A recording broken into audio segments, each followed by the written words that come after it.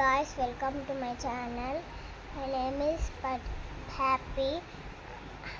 I am studying in 52A. నేను ఒకటి చెప్పాలని ఉంది. మా స్కూల్లో ఈరోజు మార్కెట్ అది ఇదే అయింది. మా మమ్మీ శారీ ఇంకా బ్యాంగిల్స్ చైన్ అవన్నీ వేసి పంపించింది. ఇంకా లిప్స్టిక్ కూడా పెట్టింది నాకు.